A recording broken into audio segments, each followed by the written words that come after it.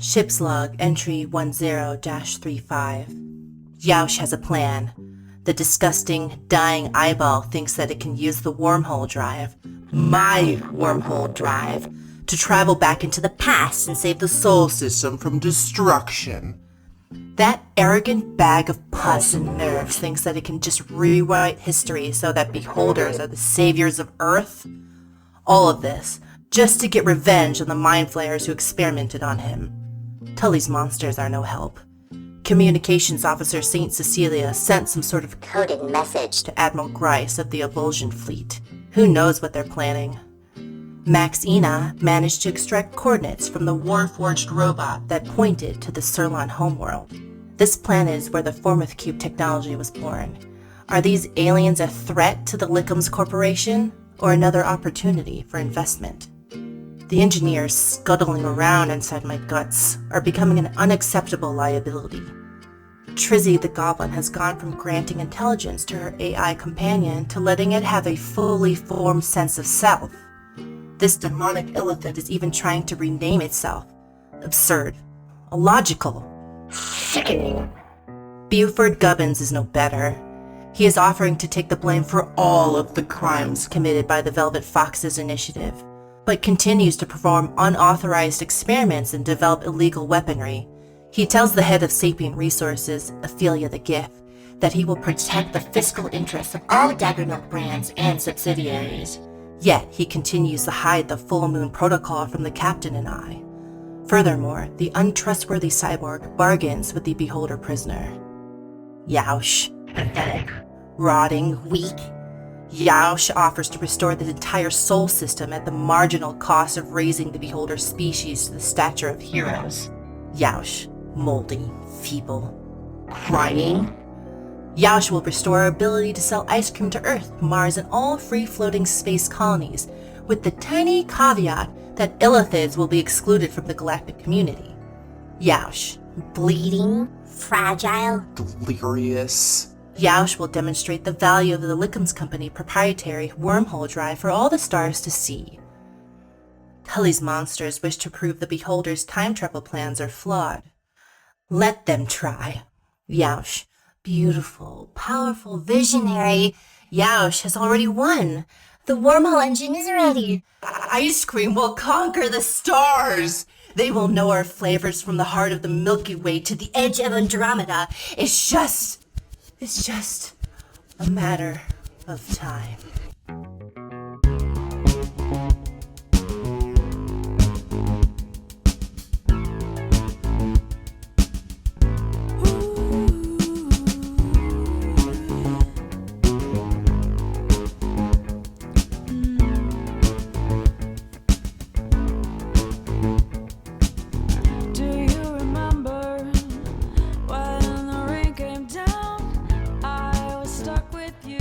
In an emotional sense, do I feel like I could do this? Do I feel like I could press the record button? I think I'm ready to press the record button. Anything after that, no promises. It's between you and God. God has no place in D&D. There's an entire religion stat. What are we talking about? No. There are like 3 different classes specifically for that. No, God, get out of D&D. You're not welcome. That's right. Just shove them out of the room. Just close the door. They're kicked out of the group. That's my new social movement, trying to get the God out of D&D, trying to do look, church and state. Look, if I were to turn my life around at some point in the coming months and be like, I'm gonna commit to one of those traditional religions, and I would not want to like walk up to the pearly gates or whatever and be judged upon my life and be like, oh God, I gotta answer for all the shit I did in D&D. I feel like I should be able to walk to the pearly gates and go, anything I did in D&D just doesn't count. Can we agree to that? I read your character sheet, and I see some questionable actions taken here. Oh God, you read the bit where I like just kind of fudged some numbers because I wasn't sure what I was doing, and then like put in a Bond's box wants to fuck dragons. Don't hold me to that. No, that part was fine. I'm just questioning the part where you took a choice because it was appropriate for your character rather than the mechanically optimal choice. That is unforgivable up here. You ever think about the story of Job and realize that God was just kind of a shitty DM? Sure. Yeah. Dude, that was an awesome DM. He was just like, all right, my players are railroaded or they fucked off in the railroad long enough. You get eaten by a whale. I don't know what to tell you. That's the story now. You're eaten by a whale. What are you going to do about it? Beg for my forgiveness for 40 fucking days, motherfucker. Then you get out of the whale. That's Jonah, not Job. Come on, you went to Catholic school. They're all the same, Austin. They're all the same story. I may be a little drunk. All right, what are we here for? What are we? It sure sounds like Quinn drank her makeup already. Hey, for the only true god, Dungeons and Dragons. What was happening in the story last time, Austin? You probably remember. You're the DM now. Yeah. This is a Gygaxian anti-disestablishmentarian podcast. We have strong opinions. Last we left this episode, you had a climactic confrontation with Yaush, the Beholder. You know his plan to make Beholders the beloved heroes of the galaxy and to completely ostracize their hated enemies, the Mind Flayers. We were presented with a couple different options, and the one you took was to go with Yaush back to his home planet and to try to find evidence of his time travel plan working.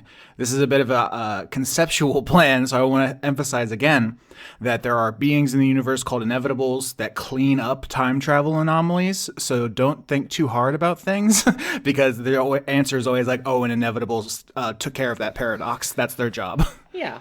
I think the way you described it last week was like, anything we want to do in time travel has to be a thing that could conceivably have already happened.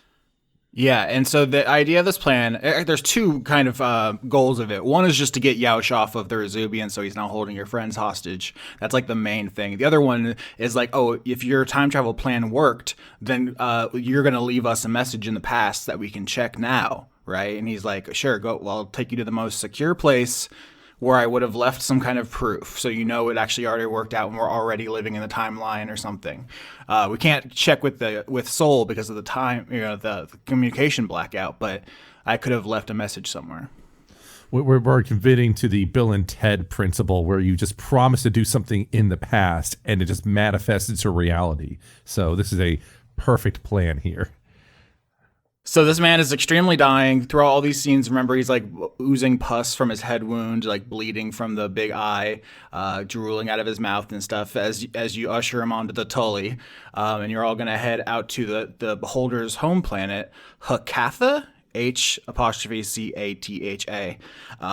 And is there anything you want to do before you leave the Rezubian? We're still in the same arc, technically. So feel free to roll hit dice and everything, or tell me if there's any last thing you want to do here, because I don't know how long you're going to be off of the ship.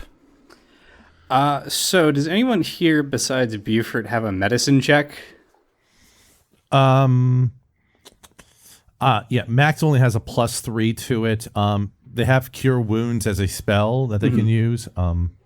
Yeah, Trizzy's got Cure Wounds or just like a flat D20 for medicine check. Okay. I guess that probably makes me the only one with it trained, so I guess I've probably gotten whatever like IV like stand I need to keep Yaush in some semblance of life throughout this, and Beaufort's just playing nursemaid to him currently. All right, yeah. Can I get a medicine check to see how that's going before we continue? Yeah. 1d20 plus 6. Natural 20. Wow. 26. You get Yaush hooked up to IV. Everything's perfect. I mean, you can help me dictate this, but you essentially set up like a medical station in the shuttle with everyone. You know, people are sitting in the chairs like, people about to jump out of a plane or something. And then you just have this person hooked up to a fucking bunch of machines. I feel like if anyone would understand how to keep a body alive when like it doesn't have the bits that a body is really meant to have to be alive, Beaufort's got experience there. Yeah, I think he's pretty much just taken all of his like spare cyborg, like he's putting him effectively through like dialysis and a heart bypass at this point. Like anything to take the strain off of his body from having to do anything. Beaufort has like effectively encased him in you know what? It's like what is it? A 40K dreadnought. He's in an embryonic tank hooked up to a bunch of machines, keeping a basically living corpse alive. Yeah, I mean, this is the best Yaush has felt like within the time frame of the season. In fact, because you crit, I'm gonna say anyone can get advantage on any thing they want to try talking to him here, because he has not been without pain since he's been on screen. So if you want to ask him anything or get any kind of information here, this is like the most receptive he's ever been to just normal conversation, and he like. Now the tears are like of relief as he's like sitting quietly, just this big orb kind of half rolled over, hooked up to some beeping machines. Mathers is going to occasionally float over and stick a little Band-Aid on Yaush and then like turn away and just continuously kind of do it until someone addresses it. Oh. Do you need any help there, buddy? No. No, you I'm got this. doing a good job. You're doing a very good job. I'm putting the little hot dog sticks on the boo-boo. Yeah. Well, I wasn't offering to help because I thought you were doing bad. I think you're doing great. Just, even more people could be sticking them on, and that'd be even better, probably. You want to put hot dogs on Daddy? Sure. Sure, and this is definitely not just so I can keep an eye on the two of you. This whole entire season's been a long con to get Quinn to do the baby voice. Yeah, no, Trizzy is helping, not necessarily because, she really wants to help, put the hot dog stickers on Yaush, but because, yeah, it just feels like it's worth keeping an eye on any conversations that these two are having. Yeah, I think Yaush says... Yaush actually kind of like looks away when Mathers says, put the stickers on Daddy, and then eventually kind of to no one, Yaush says, our culture doesn't have the same concept of parentage that any of yours do. It's ludicrous to us to care about something just because it came from you. Yeah, well, here's the thing, buddy. Maybe your kid would feel the same way if you had kept your kid around and not dead to teach them that that's, what you want the cultural practices to be. Do you teach your fecal matter, Goblin? Just because it came out of you? It's illogical. Look, I'm just saying, if you don't like the fact that your kid is referring to you as a parent, it's on you for not making that not happen. Mathers was born of... That's me. Mathers was born of a bloody dream. The worst impulses of my rage. Twink, twink, twink, twink. Yes. I don't feel like that all the time, but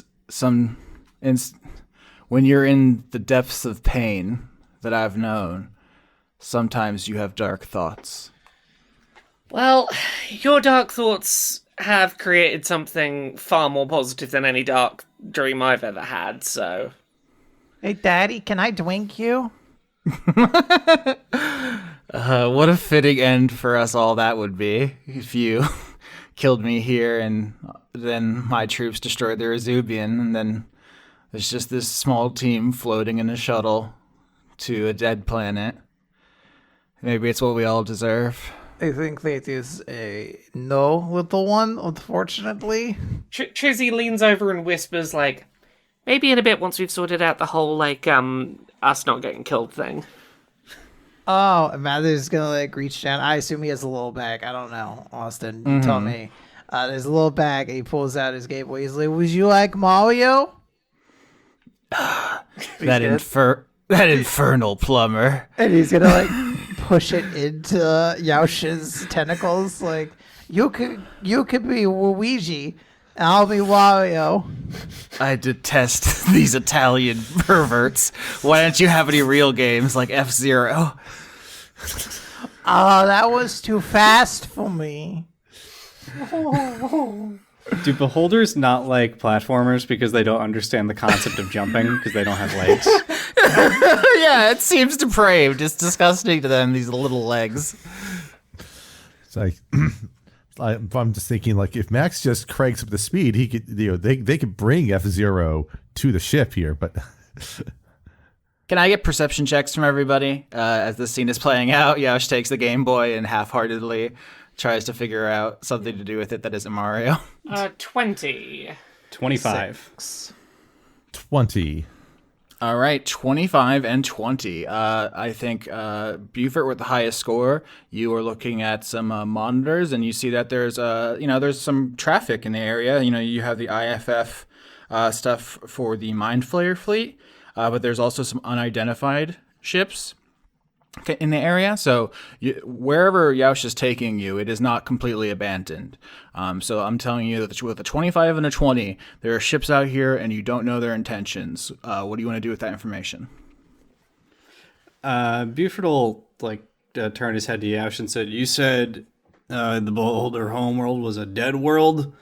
What's patrolling out here?" Yes, Hecatha, the Beholder homeworld, saw centuries of warfare that has left it largely uninhabitable, but there are still minerals to be gathered and other uses for the empty land, so it's not completely abandoned. Does the make of the ships resemble anything in particular, like the known fleets here? My immediate thought is, because I thought, what was it? I swear we were gonna get Nyogi this season. So that's my first instinct to just go. Is it the spiders? Is it the spider people? Let's get a history roll. I will say Nyogis are very prominent in season 5, so I do feel like I sucked all the Nyogi marrow out of the bone. I've never seen anyone do anything with Nyogis before. I missed it. No, the first episode there was a Nyogi night spider in it. 13. God, I keep 25. 20. Botch. So 25 and 20, the group succeeds. So you actually know a lot of history about the Beholder, ship capabilities. Probably because you were told, hey, watch out for these. Cecilia, you can add some more information if you would like here. I'm going to put into the roll 20 one of the ships that you see. This is called a Tyrant. It looks like an eyeball that has been ripped out of a head. It has the large orb front and then a trailing stuff out behind that kind of looks like an optic nerve. That sure is a lot of optic nerves trailing sort of like a comet trail. Yes, but this is the Beholder kind of ships. These are their iconic vehicle. I will say the botch consequence is that you cannot completely bypass them. You're going to have to fight some of these at least, because some of them appear to be coming in your direction. With a 25 and a 20, you know enough about their capabilities to fight the smallest amount of them, probably. Also, you do really well in perception, but the botch is we are going to roll initiative here. Yeah. Trizzy is going to turn to Yaush and go, "If your plan in the future succeeds, and will have succeeded in the past, would you have told this lot to let us go past?" Yaush chuckles. You hear the sound of Mario dying, and he says, "Ha ha ha, good riddance." Oh, I lost a wife. It serves him right. Go back to where you came from, Mushroom Boy. Max sensing this is going to Bookwind? Yes. Max sensing the situation is going to activate their pilot senses to give themselves expertise on checks related to maneuvering and the like for the next several minutes. So, to answer your question, Trizzy, Yaush puts the Game Boy down and says, "I have a lot of enemies in the far realm. Many beholders refused my calls for unity and will attack me on sight. So, sorry for the inconvenience, but you're going to have to protect me." Don't worry, Daddy. We won't want anything bad happen to you. Aww. And he's gonna pick up a little, I don't know, a fork. Like it's a weapon. All right, roll initiative. I got 13 for the incoming Tyrant ship. I think they're with the rolls. We got 2 successes, the 25 and the 20. So there are 2 for the failures. 2 Tyrant eye ships coming towards you. 16. 8. 15. 13. A beholder ship looking like an eyeball is kind of like if humans made all of their spaceships look like opposable thumbs. Yeah, Spelljammer is extremely silly. It's like it's hard to do it like a straight adaptation without being goofus. But it's pretty charming, I think. Cecilia, you're up first. I don't know if you've ever fought in a vehicle. The away team did a lot of this, but do whatever you think fits the flavor of fighting in a ship, and then just use your stats as if you were on foot. So there's an ice beam the ship is equipped with. There's a big claw. Because it is a Tully monster, the kind of prehistoric creature. That's the shape of it. Or anything else you can think of. And it's your turn first. 2 ships are inbound. Yeah. Sadly, I'm going to waste my turn trying to talk to them because that's just what I would do in character at this point. All right. So I'm going to try to open up communications to them and just be like, we do not know what your long-standing issues are. We come in relative peace. Just peace, I guess. Just peace, honestly. We just need to approach the planet. We'd be in and out. You won't even know we're there. You get a response in deep speech. I don't know who speaks that on the ship, but one of the beholder pilots just says, "Death to the collectivist." Okay, I'm going to respond back in deep speech because I do have that. I'm just going to be like, okay, guys, calm down now. I feel like we're a little hot right now, and we could really cool things down a little bit. Let us in. Come on. Don't be jerks. The collectivist appears to be their name for Yaosh, who they think is a disgusting weirdo for trying to start a society. And they're going to start firing on the ship. I guess it's Max's turn.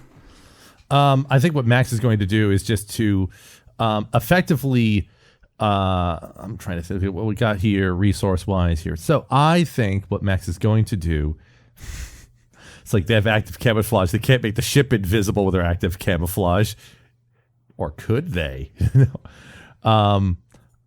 Mostly what I'm assuming that Max is going to do is to try to evade as much as possible. So I'm assuming just engaging on doing the dodge action effectively and moving and moving away to try to be as evasive as possible. I think they could probably just take a shot off with the ice beam to assist in all this. Actually, so they can shot with the ice beam and then dodge as a follow-up. Actually, let me just double check real quick here. Sorry. Yes. I'll see. That's a 24 and a 26 for the attacks with the ice beam. 24 and 26 hit. That would be a total of 26 damage.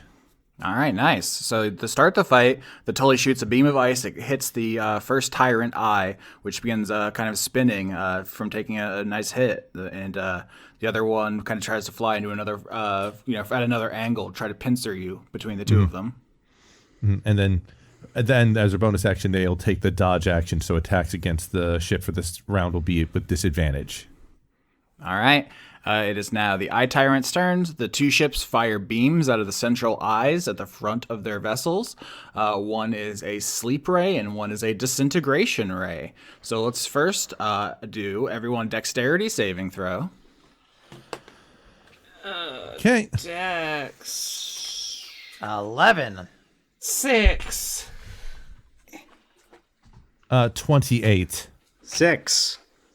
Oh my god, only max saves. So your evasive maneuvers, you turn the ship sideways and it just hit broadsides the whole Tully monster, and everyone is thrown against the opposite wall except for Max, who's strapped into the pilot seat. That's going to be some serious damage. Oh, wait. Because I'm a special rogue, I backdash and take no damage. Fuck you.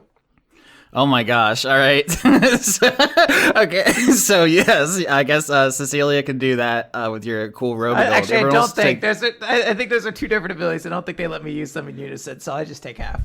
I disconnected for half a second. This was the disintegration ray, right? Correct. That's force damage, right? I think. I think it's... Yes. Oh, okay. No, it's force. Okay, I resist that. Yay. Oh my gosh! So half of the people who take damage don't even take full damage. Why do you take half damage from force? So I got the brooch of shielding, and for my last level up, which was which gives me Immunity to magic missile and resistance to force damage. Wow. Trizzy, are you going to activate wild magic as you take 25 damage? Yeah, let's do it. And to note, Beaufort specifically got that because he was fighting beholders over and over again. 28. Where's my book? I didn't even have the book out today. Right. Oh, you got cocky. You're like, Yeah, surely nothing could happen bad at Beholder World. Okay. Trizzy starts loudly reciting security codes.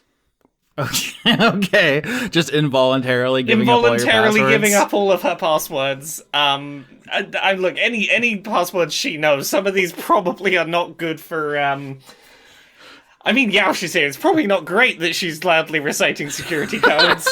Password 01, password 02, password 03. Fuck, Trizzy. You have to use stronger passwords. Use some kind of generator. No one suspects the really obvious password, okay? But they always do suspect that. No, the key crackers don't even search for those because they're so generic. It's just Gronk exclamation point, Gronk 2 exclamation points, Gronk 3 exclamation points. And then wisdom save everyone as the second ray hits the ship. This is a sleep ray from the eye that you damaged, Max. All right, 16. Fucking hell. 4. 7. 15. Holy fucking Christ! Only Max again. This is the second beam. Okay, you're you're fucking evasive maneuver. Austin, when Yeah. I was wielding all these beholders, why was I not able to wield them like this? How are you getting all the actual hits in? We had Flash of Genius left. Also, I made them do half damage but be AoEs as a trade-off, so that's the difference. All right, Sleep Ray. The target awakens if it takes damage or another creature takes an action to wake it. So Max, everyone behind you slams into the opposite wall and then falls asleep. It is now, we're going all the way around the horn back to you, actually. Everyone else just loses their turn. All right. I've had better turns than this, I'm not gonna lie. Yeah, that was just a wild dice ride there. Gosh, I'm trying to think of the best way to deal with this because I'm like, I can't wake up everyone with a single action, right?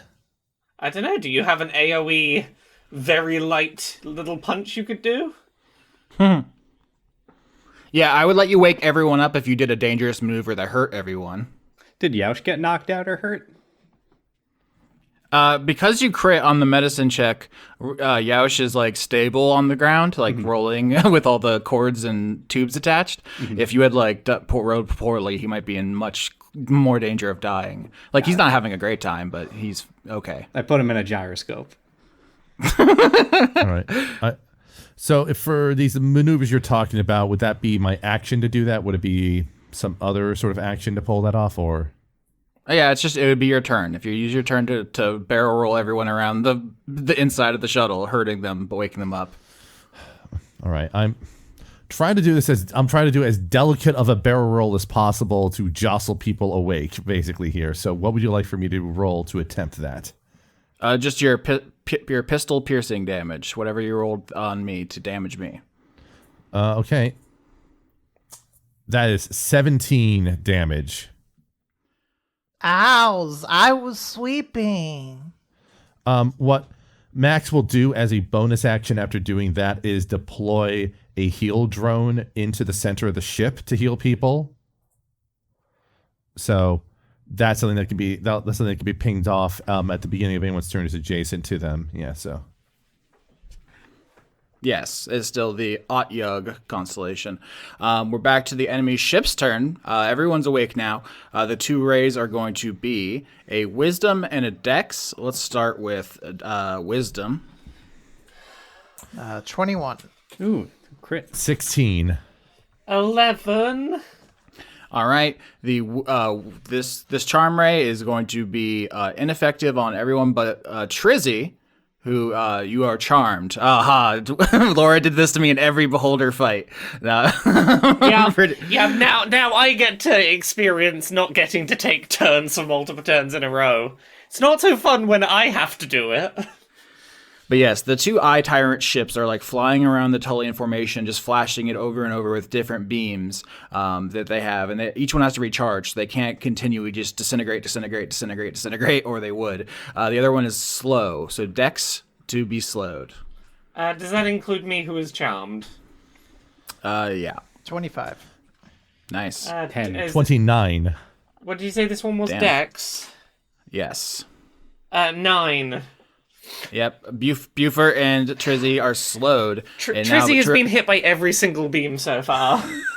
Yeah, I'm sorry. You're just there, just be like Ryan Gosling 7, George Clooney 14. All my passwords. I'm just giving them out. No. I'm charmed now, which means that I'm like, oh, I bet you wouldn't want to look at my internet search results by typing in my password. Don't look. These are secret. Oh. Unfortunately, you are going to lose your turn, and we're at Beaufort. What do you do? Okay, Beaufort is going to slot his arm into a mechanical contraption that just hooks him up directly to the claw, and he's gonna start swinging at the one Max had already raked with the lasers. Nice. Oh, just remembered it does not work over there. Plus 12. I didn't hit it this time at the very least. Crit. Holy Christ! Uh-oh. And 30. Dan, you're stealing all the crits tonight. I can't get a good roll because you're getting crits left, right, and center. Yeah, this is beginning to feel like one of those episodes of a show which like features one character very prominently. People will be like, "Oh, this is a Beaufort episode." Okay. 4d10 plus 7. Nah, not great. And then another 2d10 plus 7. Whatever amount that is, I have a calculator. 44. Sure. If you say so. 44 damage. Yeah, Beaufort sluggishly drags himself over to the claw console, slots it, detaches his regular arm and just slots himself kind of into the wall, and then grabs one of the Tyrant ships by the tail, I guess the what would be the retina veins, and just starts swinging it through space and hurling it against debris. Oh shit. So you just swing it around and around, you're not even damaging the ship itself, you just turn everyone inside of the ship into salsa? Yeah. Just through centrifugal force? Yeah. Okay, that's a nasty way to go. And then you just release the fully intact ship to float senselessly away. That's brutal. We're at Cecilia. There's now one undamaged ship bombarding the Tully with lasers. Yeah, I assume there's regular guns on this ship. Like a normal laser. Everything doesn't have to be a giant ice cream beam or a fucking claw machine hand. You say that, but We haven't free to make up established anything else. But there's a normal ass gun that I'm going to fire because while all this wild and crazy kid shit is going on, I just want to shoot a normal ass little laser at this guy. 30. And they never expect the little laser, so I'd get sneak attack damage. Yep, rogues. You're like, oh, I sneakily shoot you in the face. Yes, exactly. I'm just imagining Cecilia opening the hatch and firing at it with her little pistol. Yeah, 41 damage. Holy Christ, yeah, you shoot just a big hole right through the center of it. It's not dead, but alarms inside of the tyrant start blaring as you have critically damaged it. And then Max, we're back to you. Shout back into the mic in deep speech, all right, now what, motherfuckers? Can we go now? Assholes! all right. Max will take 2 shots off to try and cool them off completely. That's a crit. Oh my god. And a 13. So that is 35 damage. The beholders yell back in D's speech, "No quarter for collectivist scum." And then fucking Max, paint me a picture of you John Wicking the ship with yours. Yeah, so basically, like, they say no quarter for collectivist scum. They line up to do one of the eye rays, and then Max basically just lines up and does like the impossible of shooting the ice beam into their beam, and it just sort of like, and so it basically just it basically jams and then ruptures from the shot. Oh, so does the tyrant explode and freeze solid at the same time? So it's frozen into like an explosive sculpture in space? Mm-hmm. Because it's like the eye is like popping from the explosion, and then the ice beam, it also like just freezes solid, like all of the liquid and the whole thing. And there's no air in space, so I think it just like creates this strange like a fucking art piece. Trizzy's just in the background of this going, no one will ever realize the command override for the ship is bootylicious. This is a bootylicious override. Trizzy can get some more healing in the aftermath of this. Cool. Mathers is gonna go over to Yashi bag. I go, boo boo, can I have a hot dog?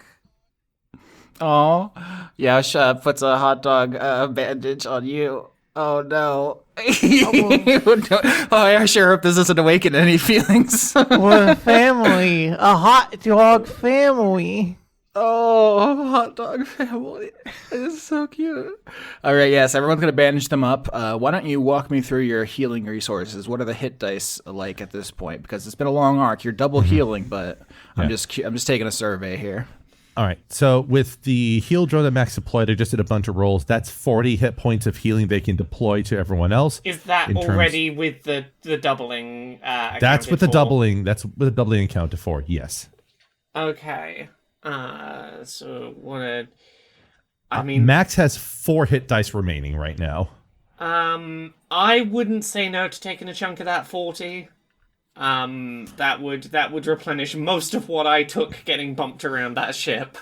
I think the only other person that took damage was Beaufort. Yes, I'm sitting at 88 right now. Oh, okay, yeah, I'll take that whole 40 then, if that's alright, because that will bring me up to still less than Beaufort. All right, so anything else happening here? You're all bandaging yourselves up. You're getting everything ready, making repairs. The ship had only one damaging beam hit it, the disintegration ray. And I think, Trizzy, you probably need to make some repairs. I don't know how you feel about being charmed and stuff. Wendy, I always had her act like really mad afterward, but I don't know how you feel. I think Trizzy is more concerned about the sheer number of passwords she's been spouting. I think the charm... Like, she didn't get an opportunity to fuck anything up too badly. She's just mainly like, oh god, I really shouldn't have given the password to that one ice cream machine that we locked because it had the bleach flavor ice cream. Like, Oh, fuck. No one needs the bleach flavor ice cream, but like, that password's out there now. Someone's gonna want to try it. Hey, Twizzy, can I drink the bleach? No. Forget you ever heard the password. You definitely don't know that the password is bleach is secretly the best ice cream flavor. You don't know that password. I typed one of the things you say into the phone, and now all I see are butts. Yeah, that'll happen. That'll happen. Is it made with bleach, or does it just taste like bleach? These are two very... So, look, the manufacturer will insist it is artificial bleach flavor only, but the number of people who had it and then got ill suggests otherwise. Now, maybe it was just so delicious they had too much of it and that's why they got ill. I am not taking any chances. There was the whole bleach drinking challenge thing for a little bit in the early days of the Verzubian. We had to lock it down after that just to be safe, you know? Everyone wanted to be a star. You know, speaking of dangerous dessert products, have you ever actually looked at any of these ice cream dispensers? It doesn't say ice cream in any of the menus. You know our motto. You scream, we all scream for Lickham's dairy-flavored supplements. It's not, it's in the name. Dairy is in quotes. I will say, as someone who almost completed the cone gauntlet, that I'm glad there wasn't a bleach dispensary in that chain. That would have probably made things even harder. Yeah, this is why we have BB and PC on the rankings board for the ice cream gauntlet, because you've got post bleach or before bleach. You've got the two different eras of leaderboard. It was a very different game back in the day. Yeah, I voted for it to be PM for post-mortem. All right, so you're all talking about the different ice cream situations. When you see on sensors the planet Hakatha come up on sensors, you're getting there. Basically, you had to teleport to a certain distance away and then come in under like impulse power. And the first thing you notice about it is that habitable planets are usually on a kind of spectrum from blue to green, which is, water and biology. This appears to be like a whitish gray, which is concerning. It's as people who have spent a lot of time in space, you find that this troubling, like right off the bat. Is this like a nuclear winter ash wasteland? Roll nature to know if this is a nuclear ash wasteland. God, I'm doing it in the wrong spot again. Dan is trying to summon something by putting it in the wrong section. Dan, are you just getting all the bad rolls out in the other thing where it doesn't count, and so that you can have all your good rolls here? It's a mix. I got an 8 on Beyond 20 and got a 21 here, and the other time I got a botch here at a 24 on the other side. Yeah, I don't know what's going on there, Dan, but all I know is that Max ain't no shit. They rolled a 3, so... All right, 18 and 21, the group passes, and I'm going to tell you, Beaufort, your first thought is like, oh, is this a nuclear wasteland? And you check the, Geiger counter on the ship, and it doesn't respond, which leads you to believe that this planet has been completely decimated by kinetic bombardment. I assume, Beaufort definitely knows what this means, which is just like instead of using devices which have like a fissile material which causes an explosion, they just dropped huge pieces of metal, usually like a tungsten rod. Oh, rods from gods. Rods from God, yep. This is a theoretical kind of weapon. It's much cheaper to just drop things and let gravity sort it out. And it's very, very hard to stop because you can't really, there's no guidance system to lock onto. It can be deployed at any time, anywhere, basically.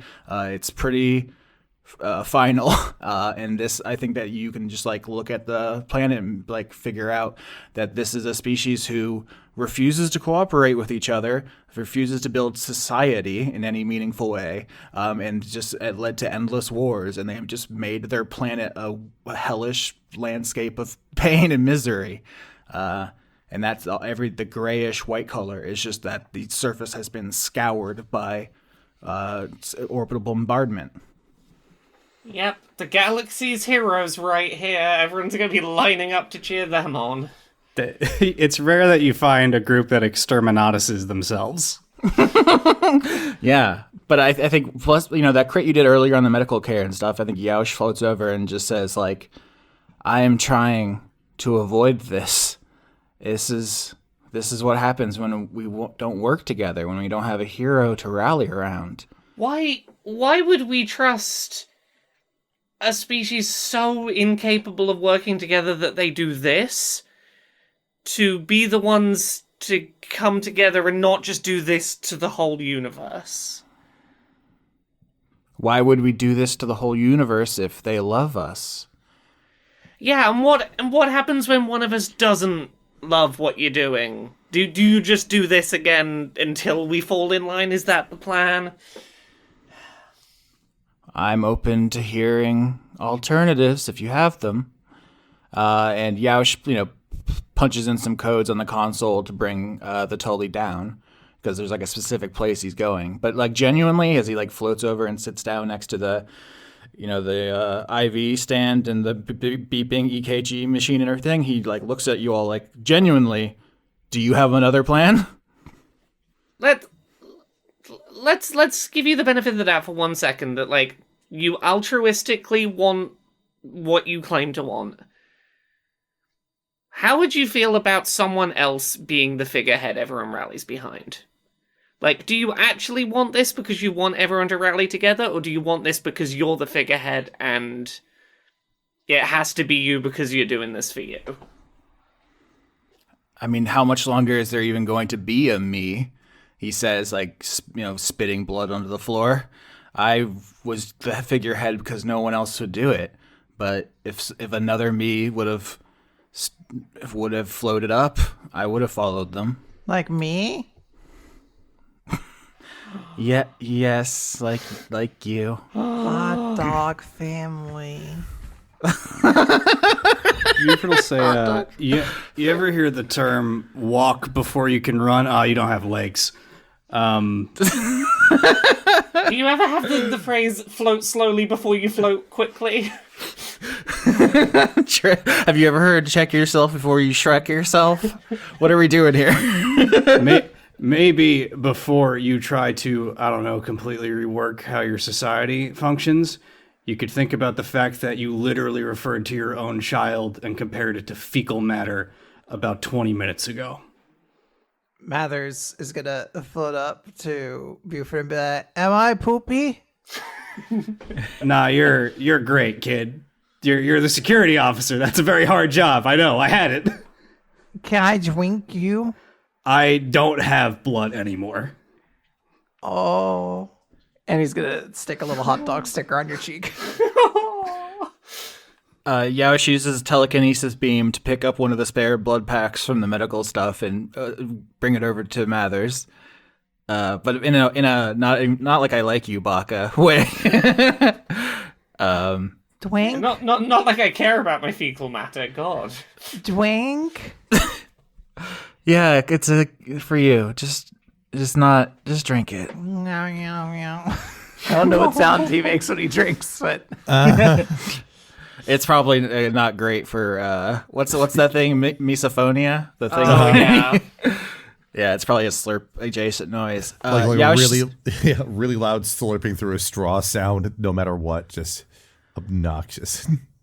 Yaosh says, "You all speak to me like I had all the time in the world.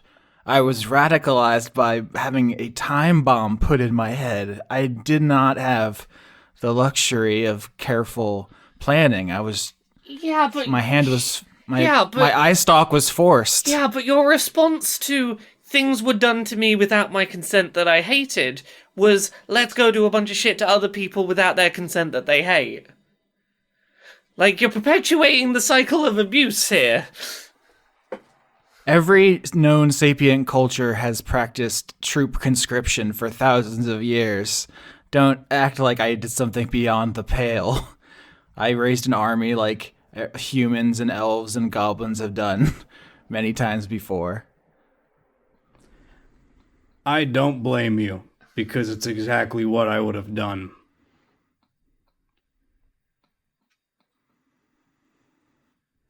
Really thought there was going to be a but to that. Yeah, well, he had an entire conversation with Yaosh exactly about this, so he just looks at him after that. Yeah, Like, yeah, Trizzy was not around for that. That's what Trizzy's now just mildly concerned. No, I like that. Trizzy's like, wait, what? As you see up ahead of you, the Tully has descended down through the atmosphere of the planet. It is like extremely messed up, obviously. All like the major landmarks of like buildings and stuff have been completely flattened or like skeletonized by the blasts that racked the planet. But you see that Yaosh is taking you to some kind of what appears to be the entrance to an underground structure. And once you see that, Yaosh says, "My lair on the planet has obviously had to be a bunker. We adapted to underground life millennia ago. It's the only way to avoid becoming a target." If you don't want to be perceived as the villain, friend, like, maybe don't call it a lair. Yeah. I mean, obviously, but I think it's funny that, Beholder's, like, canonical culture is making underground lairs. And, like, in Gygax's imagination, it's just like, they're evil. They love being creepy little underground freaks. But yeah, I'm like, no, they have to stay off of orbital radar so they don't get immediately blasted. Yeah, I'm just saying they got a branding issue. They do. Listen, I mean, Laura, is that not the like main motif of the season from the PR No, of the Azubian? No, you are 100% correct, but you know, I can still tell you your messaging's not on point. I mean, last episode we spent a lot of time talking about the optics of aligning with the mind flayers, and I mean, even as I say optics, the Yosh looks at you with a bunch of eye stalks. I mean, it's all there. Yeah, no one has ever had a good reason to have to say the word optics. There's a beeping sound from the control panel as the bunker pings the Tully for some kind of code. Yosh punches it in, and a hatch opens up, like as if to go into an underground hangar. Like he's bringing the shuttle into this blast bunker. If you want to say or do anything before the ship goes inside, now's the time. But he said, like, I'm taking you somewhere that no one else could have interfered with. So that, like, because if I just, like, went to the past, left a message on a whiteboard that said, like, my plan worked, like, someone could erase it in the intervening years, obviously. He has to take you somewhere secure. Yeah, Beaufort's only real contribution would be, I think we kind of heavily implied that this is where we were going, but I could just say it out loud and suggest that, well, if you're potentially going to die before you even succeed and you want beholders to be seen as heroes, your kid is right there and primed to go into the past. That's me. Yash says, maybe that would work, but what could he do besides carry out my plan, which you already hate? I don't hate saving the world or trying to integrate beholders. I hate that your end goal is genocide. It's not genocide. It's ostracization. It's what the mind flayers are doing to us. If they join the galactic community, collectivism will completely alienate all of the individualist beholders. There can never be peace if the illithids are accepted first. But what if we gave them hot dogs and then they'd be part of the hot dog family? Well, write that down. That's one plan. We'll call that Plan H for Hot Dog Family. Oh, it's gonna be a lot. I'm gonna need that one back, Beaufort. He's gonna take the hot dog sticker back. You're gonna want to reapply the glue to it. It's been used already. This is also Austin, like, gesturing to you all that as we enter, like, the last arc, that, like, start thinking about what could you do to achieve a kind of, you know, ending or victory you want. Right now, there's a couple plates spinning. There's the Illithid Civil War and the Beholders' struggle for acceptance, and I don't know if there is a correct answer. I didn't go into this with a thing I'm expecting, but if there's any, you know, plans or ideas, now might be a time to throw them around. So Trizzy will get to throwing some of those out, but she is busy right now changing the Bootylicious password to Badonkadonk instead, because no one's ever going to crack that code. In your ideal world where you have succeeded, are beholders still acting as individualists? Is that what you want, but they're part of society? You can't control what a beholder will do. It's every one of them thinks of themselves as unquestionable. But if they're beloved heroes, people will accept that. Your culture always makes exceptions for geniuses and heroes.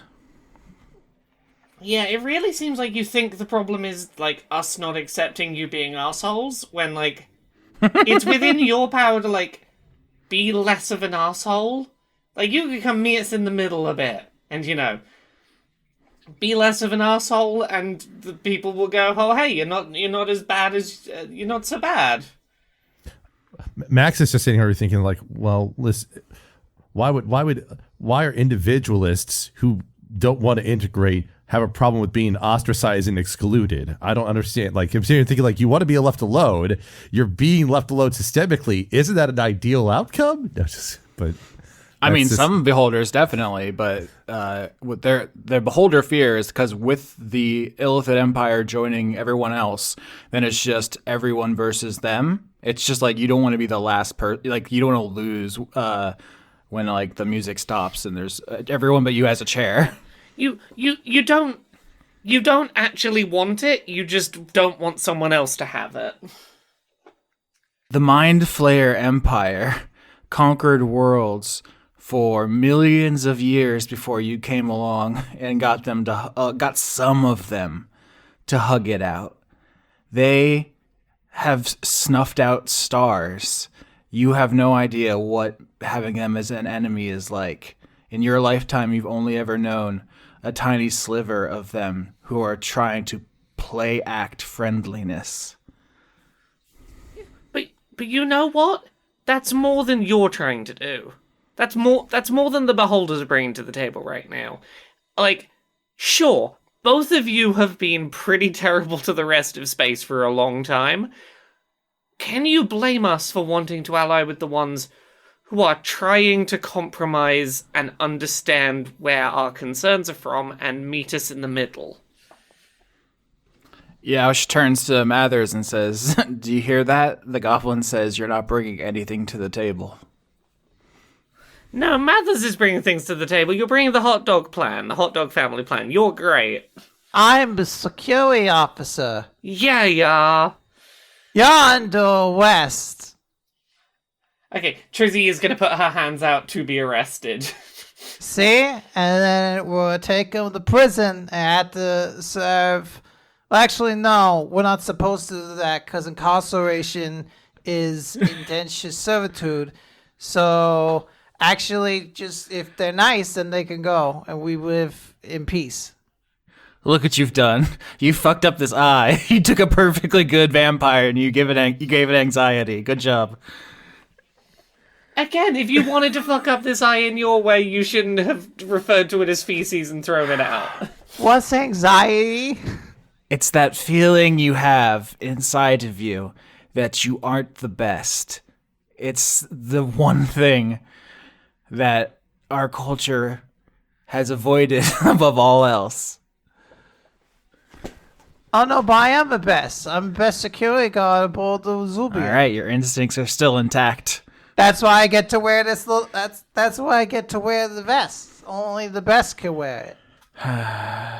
If you're the best, you wear the vest.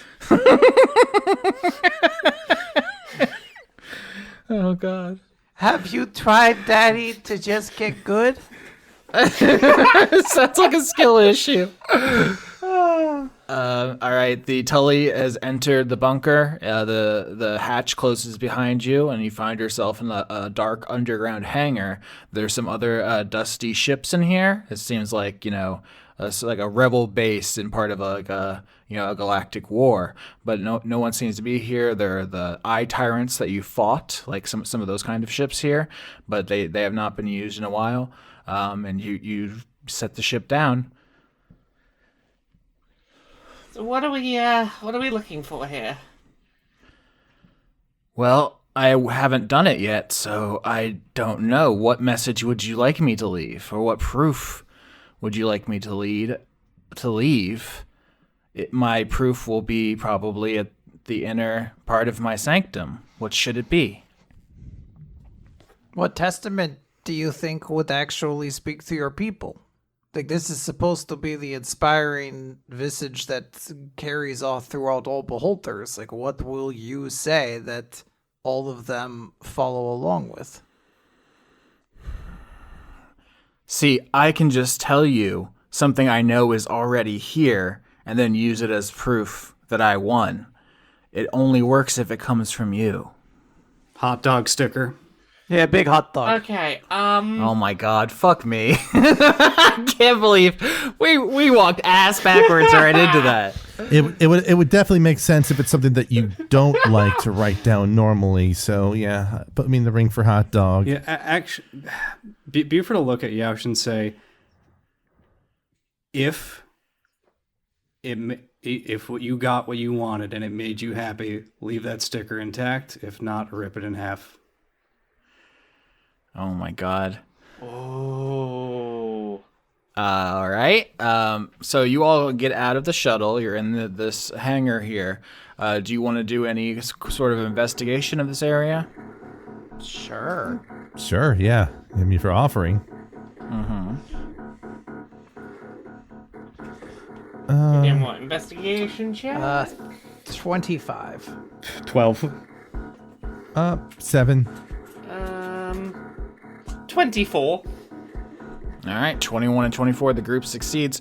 Trizzy, you to go look around at the ships here. Just check, the basics of the outside. You don't go fully under the hood or anything, but you see that all of these ships have been prepared with weapons. Like these were ready to go if someone found them, and there are signs that they have been somewhat recently worked on. What I'll say is like they are a little dusty, like they haven't been used, but they're not ancient. These are not from if you're thinking about like going back in time to like dinosaur times or something and leaving ships here. So this is like from Yaush's recent military concerns. With the 24, the thing I want to give you here is that Yaush is building this war machine of people with like levies. That's what the whole thing with the Formyth situation, like gathering people with Formyth that he stole from the Sirlons and stuff, but also they have this whole other war thing, and they, you just fought some eye tyrants on the way in, so I think it would be even fair to say, just like the Illithids are kind of in a civil war of their culture, the Beholders are as well. Where's that hot dog, you floating bitch?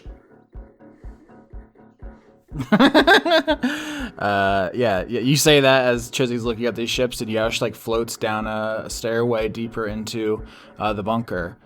He's gonna take you like through a couple of rooms, and you're gonna have a chance to look through each one. I'll say that you have thoroughly searched this one, and you like the military applications of these are open for discussion here. If you want to ask any questions about it, does anybody want to talk to Yaush by themselves right now? Because we at the beginning, Beaufort had a chance to like talk to Yaush one-on-one, and there was that group scene.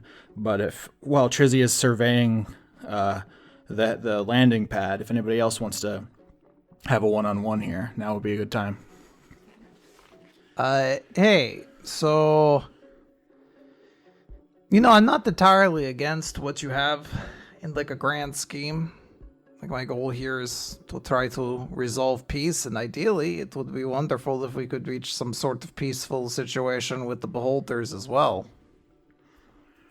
Yes, communication officer.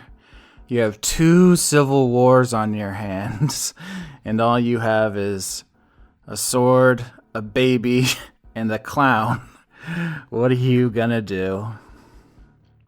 I have nunchucks as well. They're not with me right now, but I do have them. And I also have a long lifetime of experience. Like, it's kind of hard to access it all, but, like, it's kind of in there, like little flashes and stuff like that. And I could say that you're not the first Beholder I've ever met. Well, you're still alive, so it must not have been a very impressive Beholder. Some of the other ones could be pretty cool, I mean, everybody seems to have a little bit of, like, an isolation level to them, but I mean, there's a difference between being a little bit, like, introverted and, wanting to kill other races because you feel threatened by them. You say that like it's irrational. Like, the Mind Flayers haven't actively been killing for millennia. Like, they don't do slavery on an industrial scale. I agree. There are a lot of problematic elements that need to be addressed, but that is what this process is all about. We can either choose to bring things to a talking point and try to reach a point where we're not aggressively against each other, or we can let ourselves be hung up on details and not let any progress be made. So I asked your group if you had any plans to bring peace to the galaxy, and the only ones I've heard so far are hot dog family, and everyone talks it out. How do you see that going? We get Drakus and Admiral Grice and myself and one of the rabid individualists who tried to shoot us down, and the four of us sit in a room with you mediating? Where do you think that goes? Oh God, no. Dracus probably is going to die. I mean, fascists usually don't like to come to the table and they die. That's, trust me, that's been a constant throughout my life. I'm not about that, but there is still some level of communication that can happen here. I feel like we're just ignoring the possibility that there is some way to manage a level of peace. How is Dracus going to die? In the war, how most people die. And who is going to kill him? He at this point, Yaush stops and seems dizzy and is kind of a little drooling and is looking at you with the eye stalks, not the central eye, but seems to have been struck by something about this conversation. Cecilia is gonna use a hand to help kind of prop him up and be like, well, if we follow historically how it tends to go, he'll be killed by himself when he realizes he's about to lose. So no hero will strike him down. Well, there'll be a lot of heroes, but maybe not something that specific. It tends to change, History can be pretty surprising at times. It seems like such a waste to not create some kind of great heroic myth around the death of your enemy. Are you a big fan of myths and mythologies? I'm a big fan of heroes. That's what the Surlon understand. Saving the essence of heroes creates a powerful legacy that endures longer than any building or any custom. I perhaps have a bit of a skewed perception on all of this because despite the fact that I have lived for a very long time, I have generally not made a ton of impact on the world because it seems like it is better to stay kinda under the radar, use pseudonyms. If you're going to impact something, do it from the shadows. I don't want to plaster my entire face over history for all time's sake, And what has that accomplished? The long life. That is not an option for me. Taps the head wound with an eye stalk. And what if you went back in time and stopped yourself from getting this head wound? Seems like a great way to be vaporized by an inevitable. Let's not worry about that. Unless you live your life in the shadows. I feel like we kind of talked about this. You just don't have to put the spotlight on yourself. The inevitables correct the people who make these big dramatic moments, right? The right person would want to kill the villain because it's the right thing to do, not because they can use it as a means to establish their definitely goodness and be worshipped as for a thing that they definitely did, not just to be perceived well. Yaush moves into the next room, and you all eventually follow, and you find yourself in what appears to be campaign headquarters. There are huge maps of the local system, but also of the planet that you're on. There's all kinds of I was gonna say paperwork. I wonder if beholders would use paper because they don't have hands to write, but they probably have some kind of technology they can interact with their telekinesis. But there's a big table with dozens of spaces around it. I have to be very careful. I almost said chairs. They don't have butts. I can't sit. You suggested a writing system that isn't writing on paper, and all I could think of was using telepathy to move around those little fridge magnets that are words. Yeah. I don't know if you all want to do anything here, but this is interesting because there's a lot of it seems like organization, and there were a lot of people involved. The idea of like two beholders in a room would strike you as strange. A room where they were having huge meetings is like bananas to you. I feel like beholders would like hammocks. Just kind of just hanging them. Oh, that's great. Yeah, Trizzy's gonna chime in and go, correct me if I'm wrong, it looks like beholders have previously tried to band together and do a unified thing. Trizzy, you catch up to Yaush, and now you're kind of talking to him while the rest of the party looks around. When you say that, Yaush telekinetically pulls over a big poster to you, which has like him pre-head wound looking magnificent, and it says like unity stronger together in Quailith or something, which is like the written mind flayer language that some space species use when they need to write something down. But it's like it was basically it's a political poster for like we should all band together, and he looks much happier before having a tadpole rammed into his skull. It's the Obama Hope poster, but with him. 100%, yeah. Yeah, Trizzy looks at this and looks back and just says to Yaush, I always assumed it was the tadpole in there that was making you want to work with other people. No, Drakus targeted me because I was building an army. He wanted me to become a mind witness, a combination of mind flayer and beholder, because mind witnesses control everyone else in their network. So my movement, my army would have become his army. It was a brilliant move, in fact. I guess not to be surprising, he is, after all, a giant brain. So,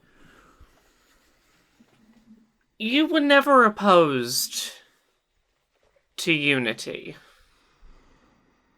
I mean, after I was first born, I suppose. I I also fought my creator, turned them to stone. In fact, I'm sure eventually they escaped.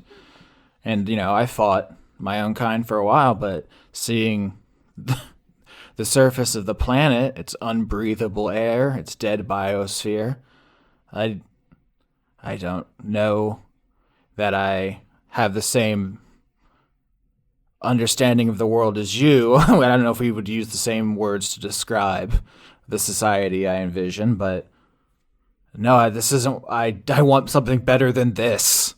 He throws away the poster in telekinetic disgust. Yeah, and Trizzy looks for a second and just says, I really think you have more in common with the Illithids than you want to admit. If only we could all be mind witnesses. Half Illithid, half Beholder. That would solve it. Is that the next plan? I mean, look, I'm not saying we force everyone to be part Illithid, part Beholder. Clearly not a thing that is going to be enjoyed by everyone, but look at what the Illithids are trying to do at the moment. Some of them are taking bodies that, were created entirely out of magic. Some are taking bodies that are, made out of machinery. Some are still doing the cultural practices that they've done for forever. And there is an understanding that is starting to grow among more of Sol that some Illithids are making that effort to meet in the middle, and some aren't, and that's okay. And, it's not ridiculous to think of a world in which we brought Illithids and Beholders to the table together, and some Illithids and Beholders could find common ground with the idea of a mind witness. And I'm not saying, that's an instant fix to this, but that's one idea of many that could maybe get there. I can't imagine you're alone in seeing more eye to eye with the Illithids than you might want to admit. Why is that always your solution? You've encased yourself in a robot. Your teammate ripped all of his organs out. Everyone is changing themselves to meet everyone else. I was perfect the way I was. Why don't you all change to be me? And again, I'm not saying we can't. We don't yet right now know a way that, Illithids could change to be more beholder, like the opposite of a mind witness. That's not to say that someone couldn't come up with that. We didn't have magic or mechanical Illithid bodies, always. Someone had to go, could this way of meeting in the middle help cross that divide? And someone had to come up with an idea. Rather than just going, why are you not doing it this way? Someone has to go, okay, well, what better way is there, and come up with those answers. I've seen people in the audience ask if it was like an intentional thing that Laura and I planned with like vampirism, clownism, lycanthropy, like every thing in the season kind of going to this transhumanist idea, and I don't think it was intentional. It might have just something in the water. No, but it's one of those when the idea up front was that we were going to be dealing a lot with like species that we're dealing a lot with the Illithids, and Illithids by their nature, physical forms are very important to them. It just kind of fit. Can I get survival to look around this campaign headquarters here? 23.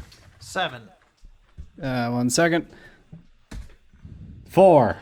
All right, 23. Max succeeded, and Trizzy, you succeeded in the last room, so I actually want to give you both something. I think you find a part on one of the ships, Trizzy, that you realize can be added to your weapon in some way. I mean, you're wielding Bill Webb's knife right now as your like melee weapon. What do you think you could add to that to give it another +1? I believe it's already a +1 weapon, so if you want to make it a +2, you can do that. And similarly, Max, if there's something you can find to upgrade your main melee weapon by +1. Melee weapon? Or your main weapon, the weapon you use when you fight. I was going to say, like, yeah.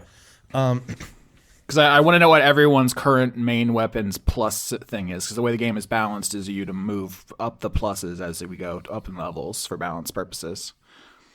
Yeah, I think what Trizzy would add to Bill's knife is just like maybe scavenging some parts to make like a little. Essentially, it's a battery strapped onto the handle of the knife with some wires going onto the blade, so it's just gonna give you a little jolt as you get stabbed.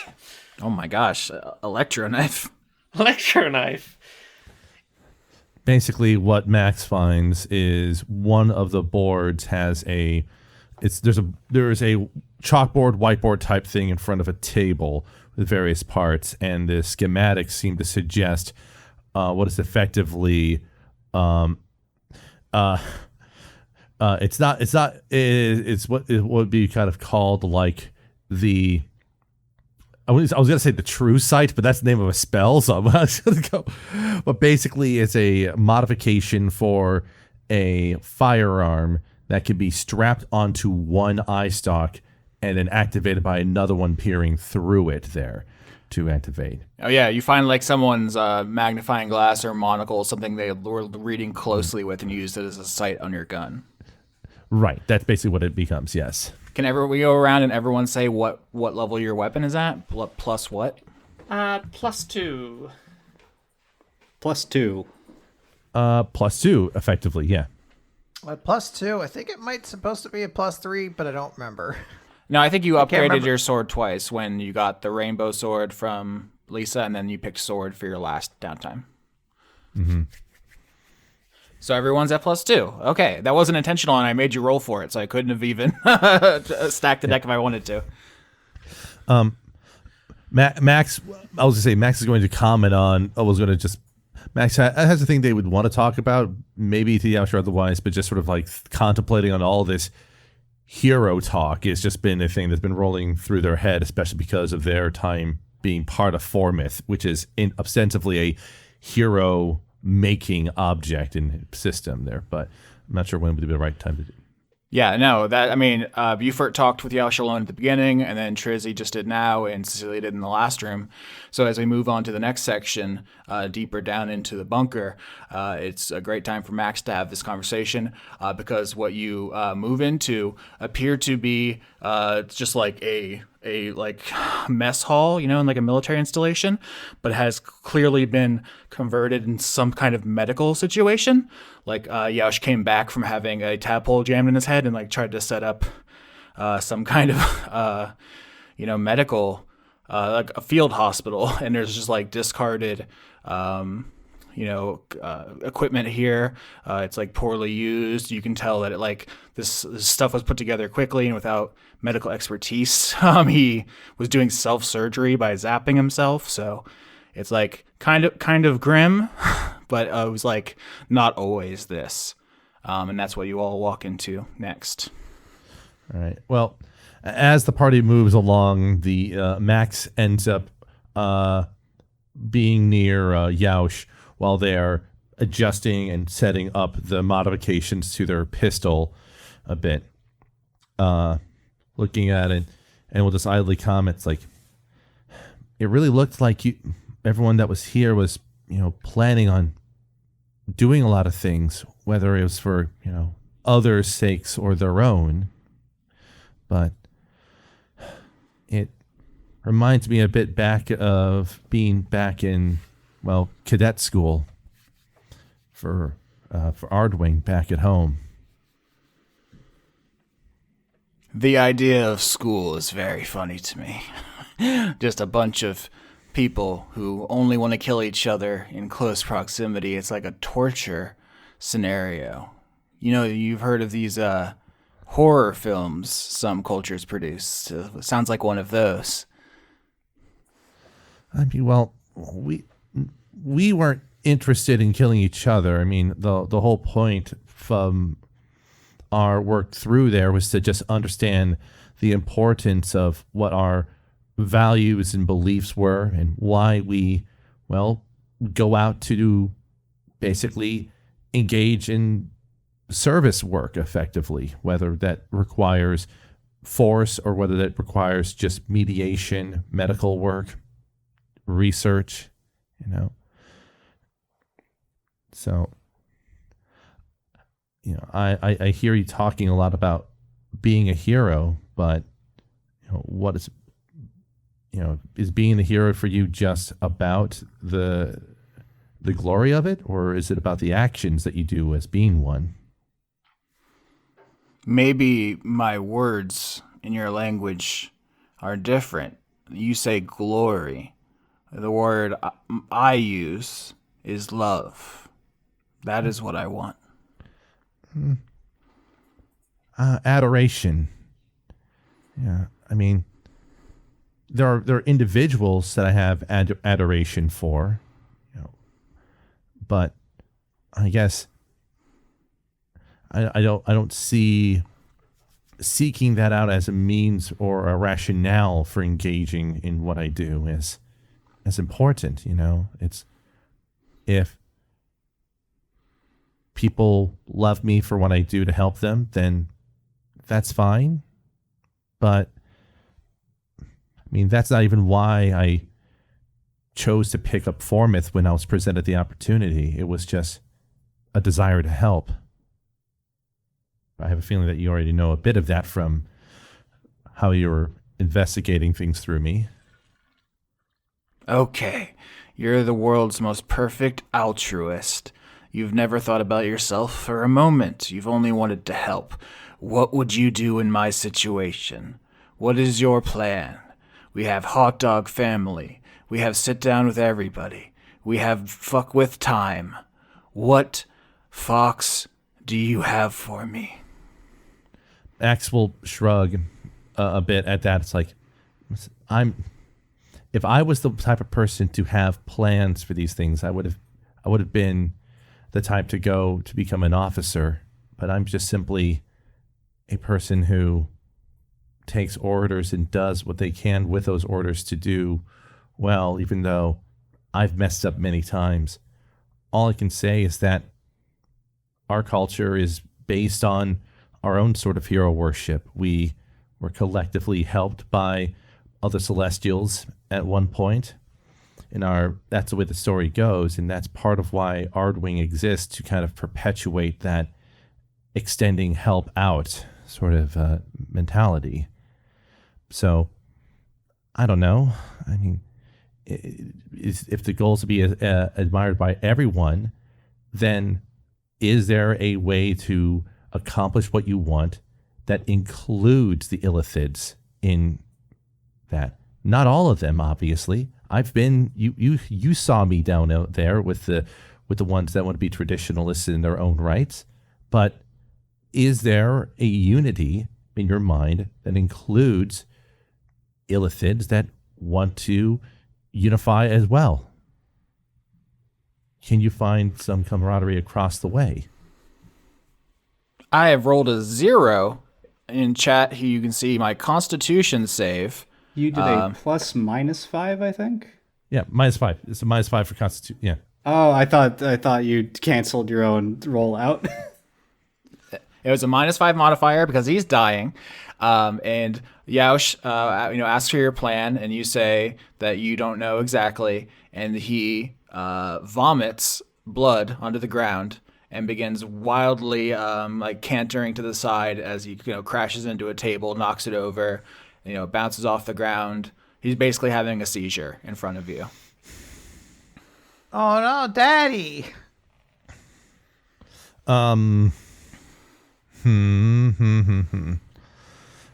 Max is going to try to at least apply a cure wounds on Yaush immediately when that happens.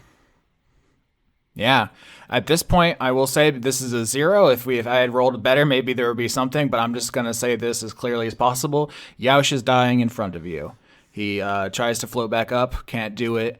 Lands in some broken furniture here in this makeshift hospital, and all of you who are looking around while Max is having this conversation can rush over, and you just see this beholder is going into shock. If anyone's got an emergency backup plan to keep this fucker alive, now might be the time. I can cast in, Bear's Endurance to give him advantage on Constitution and 2d6 temporary hit points. All right, so you jam this syringe into the beholder to try to stabilize him. I rolled a 2 and a -2, so with advantage still a 2. It just starts weeping blood. The light is going out of his eyes. I'm going to say again, if Yaush dies, everyone on the Rezubian dies. Point blank, no roll.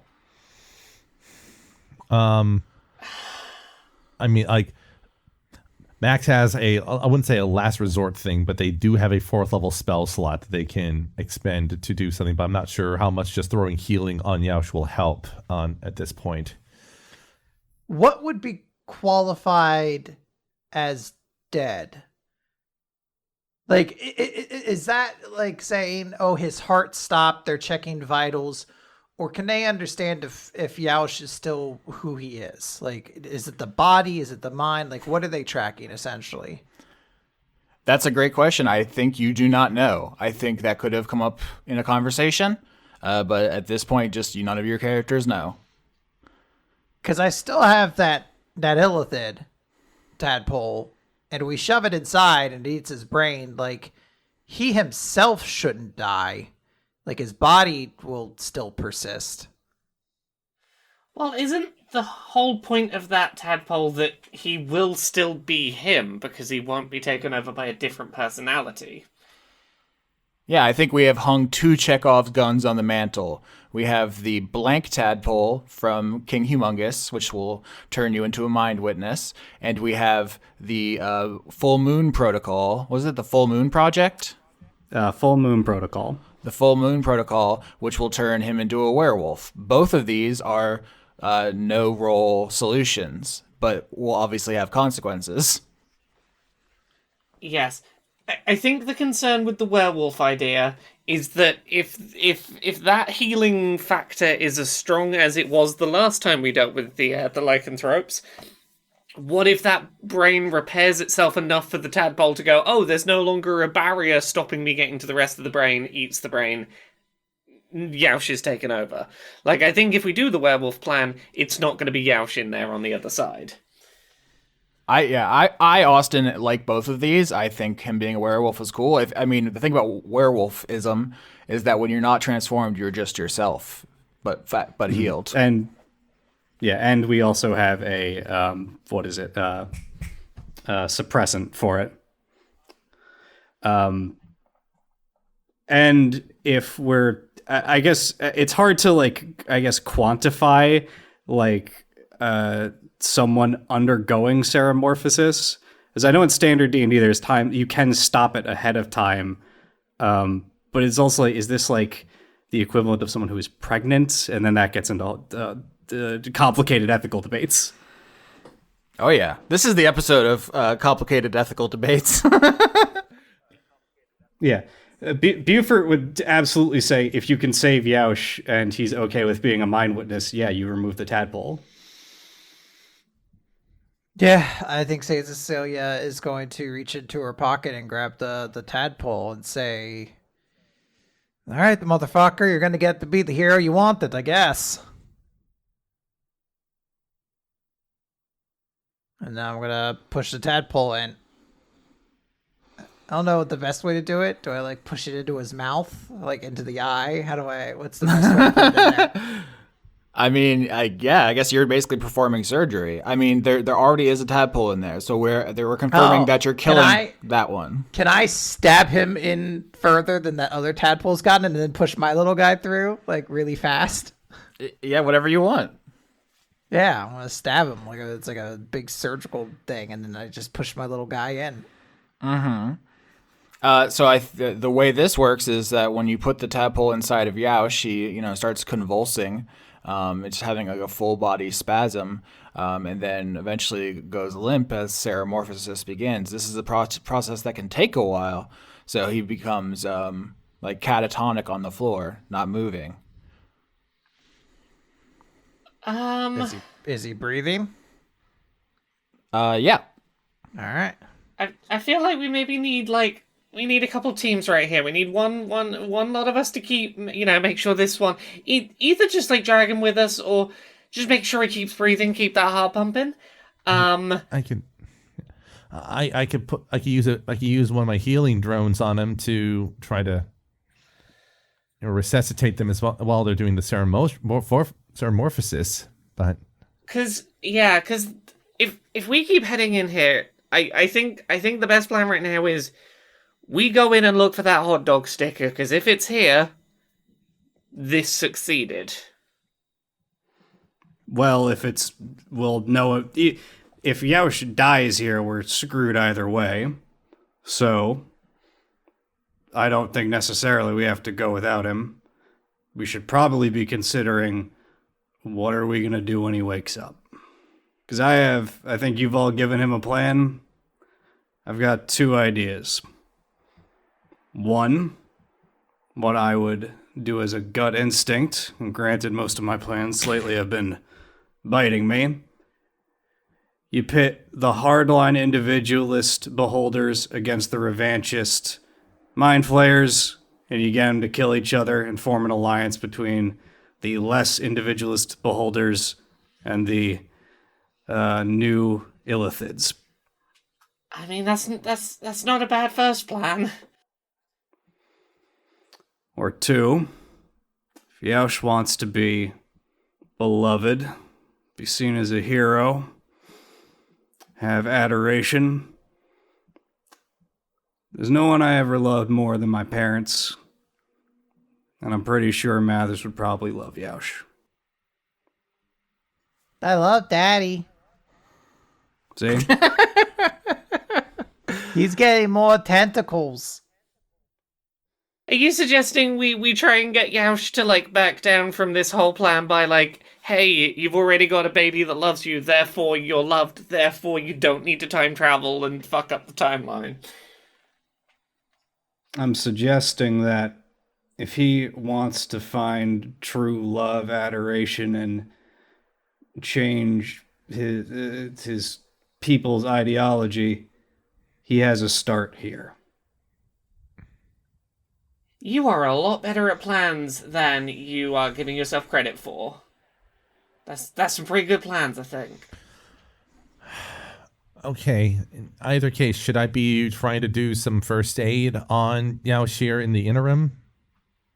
Yeah, so if you want to help Yao, who's undergoing ceremorphosis, you need to like move him to another location here, right on the dirty floor with all the used needles and stuff and the old empty blood bags, and you can pick up his big orb body and move it into the next room, which is you see there's a hallway at the which is like the end of the bunker, and it's his inner sanctum, and you open a door and you see essentially what is his bedroom. There's a big hammock, in fact, that you can put him in and set up some medical equipment. But then on the far wall of his bedroom, where Yaush will eventually come back to, or has come back to far in the past, you see a big hot dog sticker. And is it intact? It is in half.